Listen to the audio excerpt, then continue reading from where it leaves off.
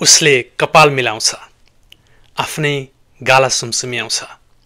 उसलाई थाहा छ ऊ कस्तो छ र यो पनि थाहा छ कि अरूले उसलाई कस्तो देख्न चाहन्छन्, परिवारले कस्तो देख्न चाहन्छ, समाजले कस्तो देख्न चाहन्छ, संसारले कस्तो देख्न चाहन्छ। ऊ चाहन्छ ऐनामा देखिएको छाया परिवर्तन होस्, यस्तरी परिवर्तन होस् कि संसारको आँखामा ऊ सुन्दर देखियोस्, सबैले प्रशंसा गरून्। तर ऊ स्वयं कस्तो देखिन चाहन्छ उसलाई प्रष्ट थाहा छ। अझ उसलाई यो पनि थाहा छ कि ऊ जस्तो छ त्यस्तै देखियो भने अरूले उसलाई गिज्याउने छन्, अरूले होच्याउने छन्, अरूले प्रशंसा गर्ने छैनन्। त्यसैले ऊ फरक देखिन चाहन्छ। ऊ चाहन्छ ऐनामा देखिएको छाया फेरियोस्, अरूले राम्रो भनिदिउन् अथवा कमसेकम नराम्रो चाहिँ नभनिदिउन्। उसलाई थाहा छ यदि उसले अरूले भने अनुसार आफूमा परिवर्तन ल्यायो भने अरूको नजरमा ऊ राम्रो देखिनेछ।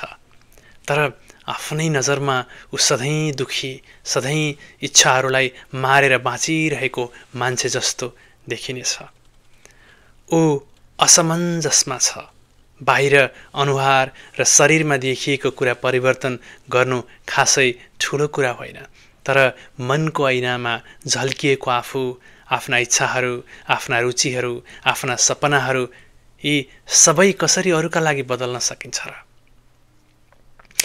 जसरी मान्छेले आफ्नो अनुहार ऐनामा हेर्छ त्यसरी नै ऊ आफ्नो इच्छा, मन, रुचि, आकांक्षा, आफूले छानेको बाटो अथवा आफ्नो अनुभवलाई पनि हेर्छ।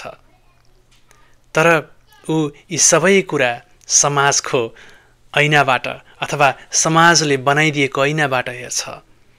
समाजको ऐना जो समाजले आफ्ना मापदण्ड अनुसार बनाएको छ।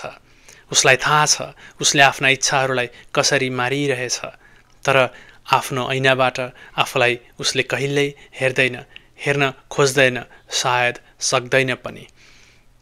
ऊ बस परिवार र समाजको लागि के भइदिन्छ, के गरिदिन्छ, आफै नभइकन, आफू नबनिकन, आफूलाई आफै नहेरिकन, आफ्नो मनलाई आफ्नै ऐनामा, आफ्नै अनुभवको ऐनामा नहेरिकन यसरी जिन्दगी कटाइदिन्छौ। एउटै मान्छे जन्मेदेखि मृत्युपर्यन्त सधैँ समाजको ऐनाबाट आफूलाई हेरिरहने मान्छे।